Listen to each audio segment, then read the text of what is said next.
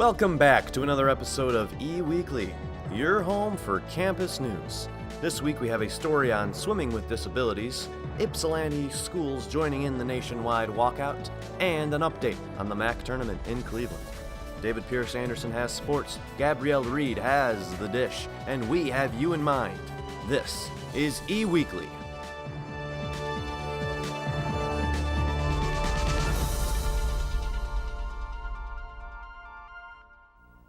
Welcome back to E-Weekly, everyone. I'm Sarah Podaracki, and it is finally March. 2018 already seems to be flying by. And I'm Nina Maria Badalamenti. We only have 23 days of classes left in this school year. But, who's counting?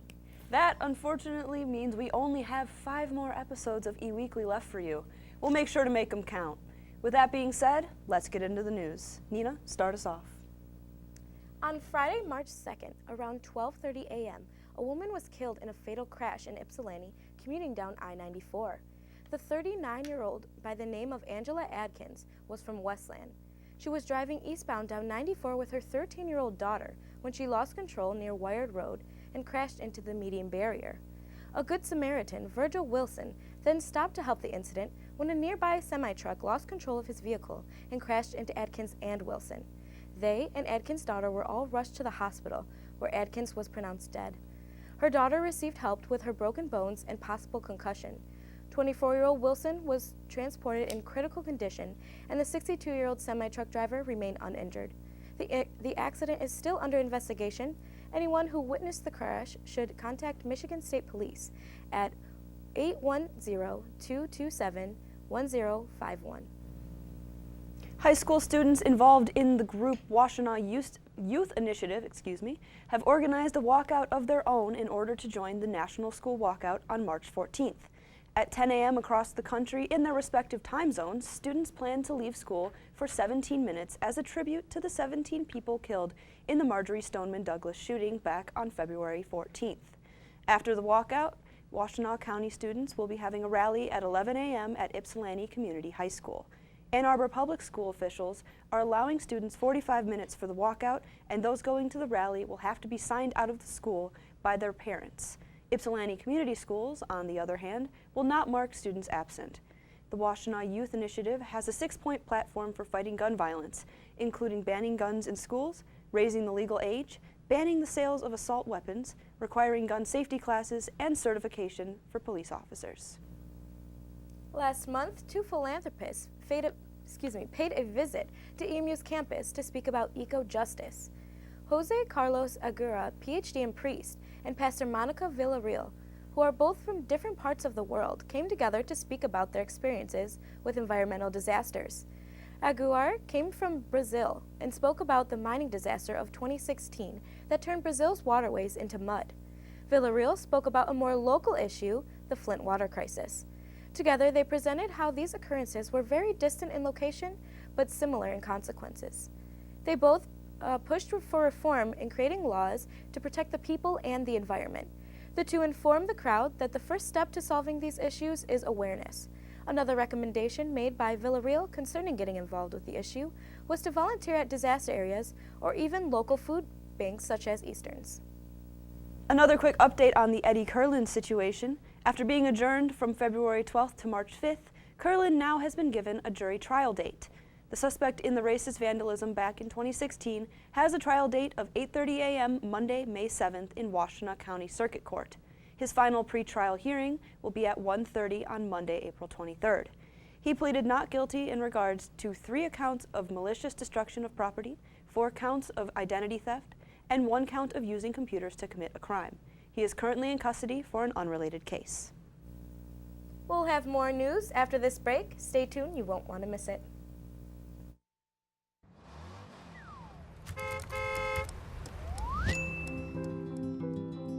a typical day will start for the delivery staff because they are central to what we do. Our delivery staff gets here at about 9:30 in the morning. They get their route for the day. Then they prep their vehicle, they clean it out, make sure it's ready to go.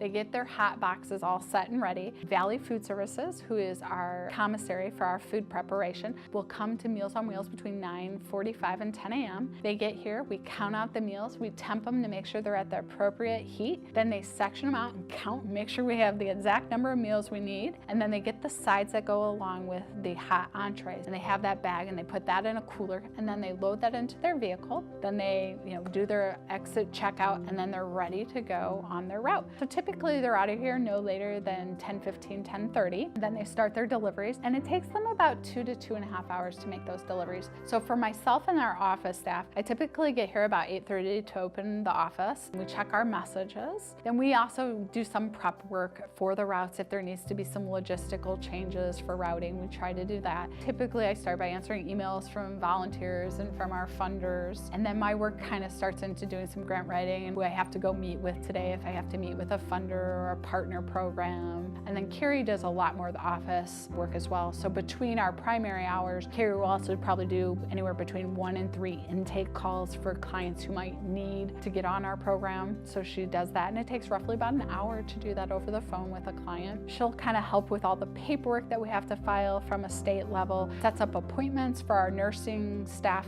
and nursing students to go out and do health assessments for the clients on a daily basis. And then she also just kind of maintains the facility to make sure the upkeep is going well.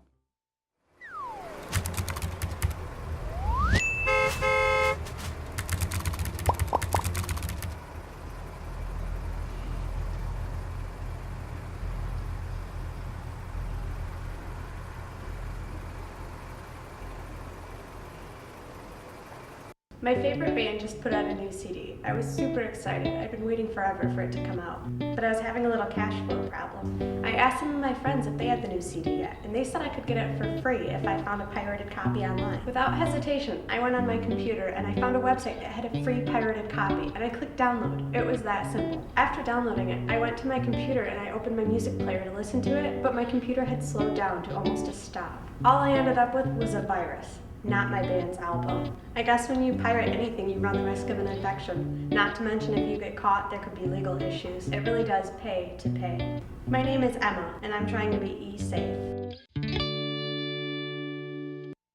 Thanks for sticking with us on eWeekly. Welcome back to the show. Sarah has a story on a new program in the local school district. The Washtenaw Intermediate School District has adopted a new program called Handle with Care. After the death of DeAndre Willingham last fall, Director of Community Engagement for the Washtenaw County Sheriff's Office, Derek Jackson, had sent out an email to students in school. The email gave a heads up that students in the school had been exposed to a traumatic event and aided administration in handling the behavior of a grieving child. The Handle with Care program allows police officers to send notices to schools when children are exposed to traumatic events. This will hopefully help teachers and staff give students additional support when needed. All police departments with children in schools in Washtenaw have been given access to the program. Thus far, it has been used to send 5 notifications regarding 8 students in 3 school districts. Washtenaw County Sheriff Jerry Clayton said the program helps police further their mission of protecting the innocent. The program has potential to grow, so keep an eye out for the next steps. On March 4th, EMU held its annual adaptive swimming, scuba diving, and snorkeling program for persons with physical challenges. The program was put on by Eastern's Masters of Science in Orthotics and Prosthetics program and took place in the Jones Pool at the Rec IM. The event gave amputees, those in wheelchairs, individuals with cerebral palsy, and survivors of stroke the opportunity to learn introductory level adaptive water recreations. The workshops were taught by certified adaptive swimming, scuba diving, and snorkeling instructors to ensure that participants were challenged in a safe way. Coordinating this event allowed the students of the Masters of Science in Orthotics and Prosthetics program to experience and learn real-world skills in their field. The Master of Science in Orthotics and Prosthetics program trains students to care for those with physical disabilities. The event was free and made a great success. Still to come, David Pierce Anderson will step out of the control room to give us a jam-packed update on Eagle sports. But for now, we have the dish. What's going on, Gabrielle? Thanks, Sarah. I'm Gabrielle Reed, and I'm excited to be back hosting The Dish this week. I'm even more excited that it's officially March, which means it's officially Women's History Month.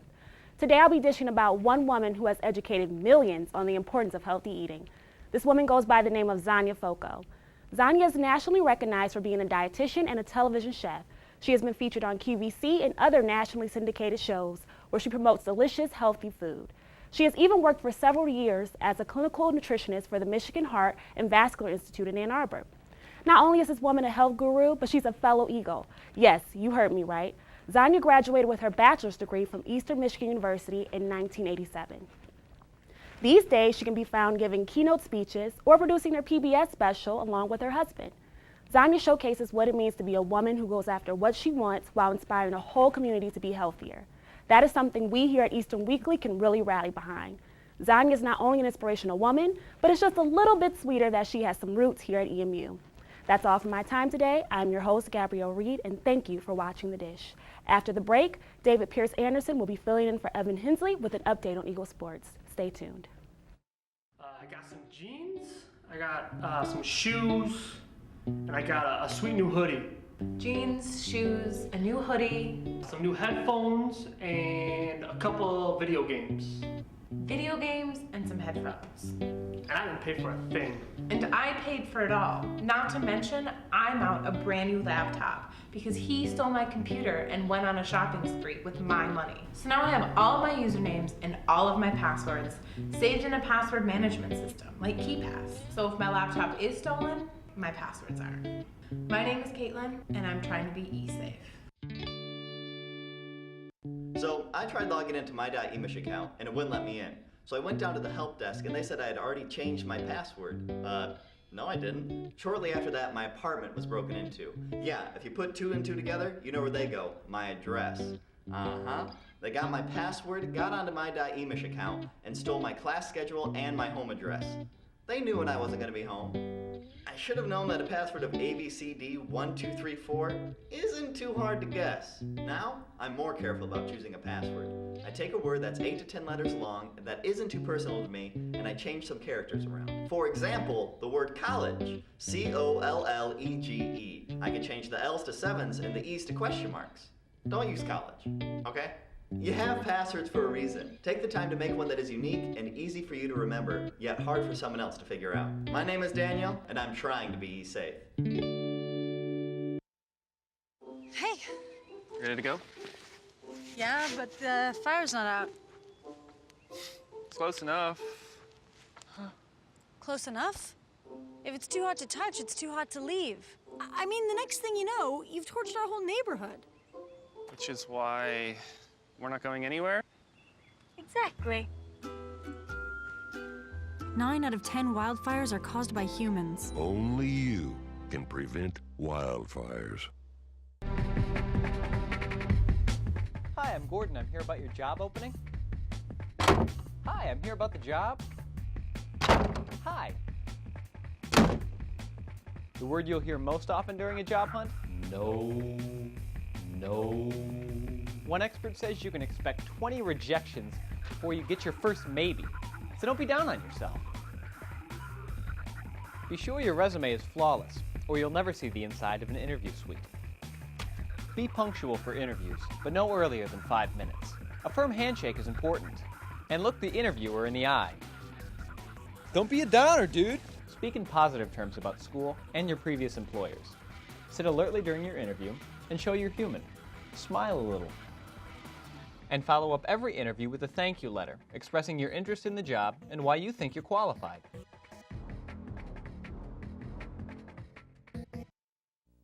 Welcome back to E-Weekly. This is Eagle Sports, and I'm David Pierce Anderson, filling in for Evan Hensley. Eastern Michigan's men's basketball team traveled to Savage Arena in Toledo over the weekend to take on the Toledo Rockets and challenge their second-best record in the MAC. The Eagles walked away with the upset victory as they finished the regular season with a 71-69 victory over the Rockets. The game came down to the final moments as Paul Jackson drove on the left side and made a contested layup for the and-one finish. The clock stopped at 8.8 seconds. Jackson hit his free throw and gave EMU a 1-point lead. The Rockets heaved up a 3-point attempt, and Ty Gross grabbed the board and hit 1 of 2 from the line to secure the victory. This gave Eastern the 3 spot heading into the MAC tournament. Speaking of which, as we look forward, the Eagles will take on the 11th seeded Akron Zips Thursday night, March 8th at 9 p.m. Eastern skipped the first round with their bye and headed straight for Quicken Loans Arena in Cleveland. As for the Zips, they're coming off hot after an upset victory at Western Michigan. Eastern beat Akron in their only matchup earlier this year, 63-49. As for the women's team, they upset Northern Illinois on Monday with an 84-77 victory over the Huskies. They went on to Quicken Loans to play the 1-seeded Central Michigan Chippewas in the quarterfinals this afternoon. The Eagles hung tough but ultimately fell short in a 67-64 nail-biter. Neither team had much luck from three-point land. The two teams hit a combined 6 3-pointers in the matchup. With the game winding down, Danielle Minot missed a three-pointer, which gave the ball back to CMU. Cassie Breen was fouled with 1.8 seconds left and missed both free throws to keep the game within 3 points. With 1.3 on the clock, Minot got the inbound pass and put up a fadeaway 3 in front of the EMU bench. It hit the back iron as the buzzer sounded, and that does it for the women's teams this year. An earlier end to the season than they hoped for, but still a strong effort in their final matchup of the season. The men still have their eyes set on a MAC championship, but they had a moment to celebrate a solid season and some solid individual performances. Tim Bond capped off his regular season career by not only being named to the All-MAC defensive team for the 3rd consecutive season, but also being named MAC Defensive Player of the Year. Bond averages 2.5 steals per game this season, while also boasting over 1 block per game. He has 77 steals this year, needing just 1 more to tie Lorenzo Neely for the most in a single season. The awards didn't stop there for the Eagles. Junior James Thompson was named to the MAC All-Defensive Team with Bond. As well as JT, he was named to the MAC All-First Team as well. Redshirt junior Elijah Minnie was named to the All-MAC 3rd Team, while redshirt junior Paul Jackson was named to the All-MAC Honorable Mention Team, or 4th Team. I don't know why they don't just call it. That's what it is. Regardless, back to Elijah Minnie. He was recognized as MAC West Player of the Week for the 2nd time this year. Minnie fought through adversity as he played just a few days after his mother passed away. He averages 21.5 points in the 2 games for Eastern last week, also grabbing 8.5 rebounds per those 2 games. A couple of Lady Eagles also walked away with an All-MAC honors. Danielle Minot was recognized to the All-MAC 3rd Team, as Courtney Lewis received MAC Honorable Mention honors. Moving outside, we finally get to talk about some baseball. The 3-9 EMU baseball team went down to play the 2-7 Dayton Flyers. The Eagles fell behind early as Luke McGuire got rocked early, giving up 5 runs in an inning and 2/3. All 3 relievers for the Eagles ended up giving up runs, but the Eagles' bats were persistent to not give up. Jared Kaufman and Colton Schoenecker both went deep in the 7th inning to tie the game at 9, Schoenecker hitting his 2nd home run already on the early season. Despite the late comeback, EMU reliever Justin McMurtry could not keep the score at 9 as he gave up 2 runs in the 8th inning. The Flyers went on to win 11-9. The baseball team is back at it this weekend with 3 games at Oklahoma State.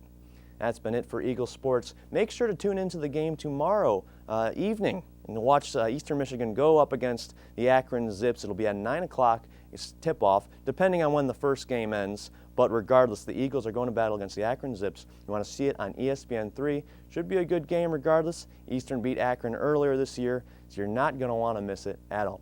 I'm David Pierce Anderson. Evan Hensley will be back next week with more Eagle Sports. Stay tuned. We have more E-Weekly after the break.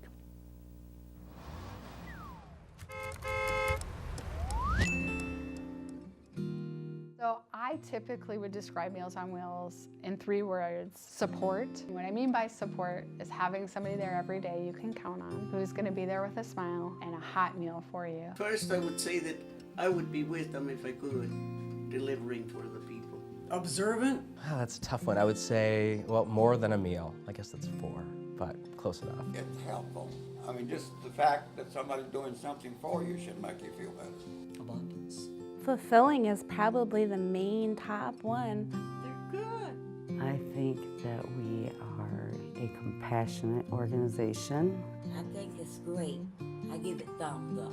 It keeps us independent. Yes. It's the easiest, most fulfilling job I've ever had. It keeps us independent so we don't have to depend on anybody. Independence. Caring and steady and present, like we're present for these people, every day. Joyful, brings a lot of peace and a lot of happiness to you at the end of the day. Sharing. caring, responsible. I think vital to the community. 3 words? I think it's great, actually. Not trying to steal from Tony the Tiger, but yeah, it's great. It teaches you portrait control. Loving the community that they work in, trying to make the community better. Helpfulness. Actually, it's fun. Believe it or not, it's really fun and fulfilling to be doing this type of thing. Patience. It pulls at your heartstrings, it does. And it doesn't matter whether you're out en route delivering meals or you're in the office on the phone. Reliable.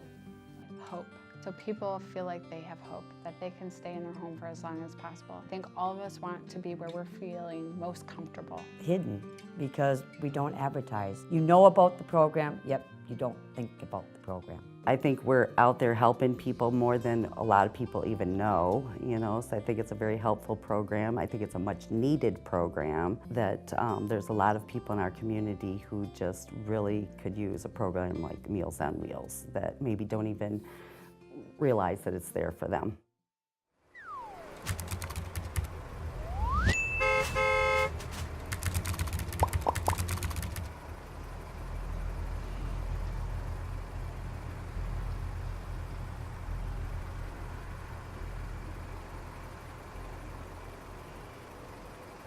I'm addicted to Facebook. I'm always on it. I was checking on my feeds one day when I noticed an ad to test and keep an iPad. So I clicked the link. All I needed to give it was my contact info. Home address, email address, cell phone number. Seems pretty easy to get a free iPad. A week goes by and I never get a new iPad. And I noticed I was getting hundreds of text ads on my phone. Because of all the extra text messages sent to my phone, my bill went up $10. Yeah. I wasn't getting a free iPad. They were just fishing for my phone number to sell to advertisers. I know there are legitimate ads on Facebook, but if it sounds too good to be true, it probably is. My name is Nate, and I'm trying to be e-safe. Are you an EMU student interested in getting a first-hand experience working at a radio station? Well, say no more. EMU offers a class through Eagle Radio that will thoroughly prepare you for a real-life experience. But first, you have to register for the class. Pick a date and a time slot. Then the world is yours. Eagle Radio allows you to be fully independent and customize your own show. Have real conversations about the news, celebrity gossip, update listeners about the weather, play a trivia game. It's your show. You're free to name your show whatever you want and play any edited music of your choice. If you love having heated debates and you feel your words need to be heard, then Eagle Radio is just for you.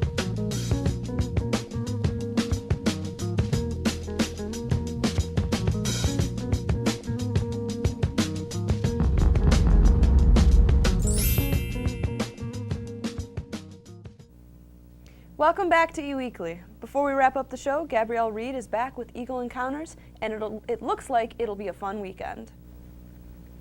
It'll definitely be a fun weekend, Sarah. Welcome to Eagle Encounters. I'm Gabrielle Reed, and I have all you need to know for the upcoming weekend here in Ypsilanti. I have a feeling many of you are watching this on Thursday, so hopefully it's early enough for you to still get out and partake in some of these activities. Pride Prom will take place in the EMU Student Center from 8 p.m. to 11 in the evening Thursday night. The LGBTQ dance party is a fun evening every year. Dress code is dress up really fancy or really casual, whatever you feel like. This event is of course free and open to the public. Also on Thursday, there will be a late night game show evening in the room 300 of the Student Center. Family Feud, Plinko, and many other games are available to try at no cost whatsoever. No need to register beforehand. Walk right in, get some food, and have fun playing games. If you don't go to game show night, stay in and watch the men's basketball team go to battle with the Akron Zips. The MAC tournament game is around 9 p.m. and can be viewed on ESPN3 on the ESPN app. Go Eagles! The Friday night movie is back this week with 2 showings at 8 o'clock and 10:30. This week, Disney's Oscar-winning movie Coco will be played. Coco walked away from the Oscars this Sunday, being recognized as the best animated feature-length movie as well as best original song. You do not want to miss this movie night. Coco really is a beautiful film. For the first time since 2016, Laugh-A-Minute Enterprises will be hosting a night exclusively dedicated to stand-up comedy. This Saturday night in the Honors College at 8 o'clock, 9 comedians will take to the stage and do about 10 minutes each. These Lame alumni will be performing sets as well as Still in the Air's David Pierce Anderson and Jackson Touchberry, excuse me. The show will go for 2 hours. It's free. Doors open at 7, and there will be 3 free raffle winners. On Sunday, March 11, there will be an organ recital in the Pease Auditorium. The event goes from 4 to 6 and is free and open to the public. We've had some crazy weather these past couple of days, and it will be so much of the same this weekend. Snow tomorrow, and then we'll see some cloud cover this weekend as temperatures creep back above 40 degrees. That's all for Eagle Encounters. I'm Gabrielle Reed. Happy March, everyone. Thank you, Gabrielle. So Sarah, Gabrielle was just telling us about Lame's Saturday show. Since you're a member of Lame, can you give us a little inside scoop? Yeah, so I actually have been really busy preparing for Holes, so I haven't been able to come to Lame practices, but I do know that all the people performing are incredibly hysterical. And I've actually been trying to scrape together a little bit of a set to see if I can make it to Saturday's show, but I'll know better probably tomorrow night. Great, well, hopefully you can do it. I'd love to see your performance. I've been to a Lame show before. It's really great, really hilarious. I highly recommend it. Should be a fun weekend, whatever you decide to do. Another fun thing you can do this weekend is follow us at ETV, at EMU, on all of our social media platforms. You can watch all of our episodes on demand on YouTube or on Campus Cable, Channel 18. That's all for this week. I'm Nina Maria Badalamenti. And I'm Sarah Poderacki. Thanks for stopping by. We'll be back next week.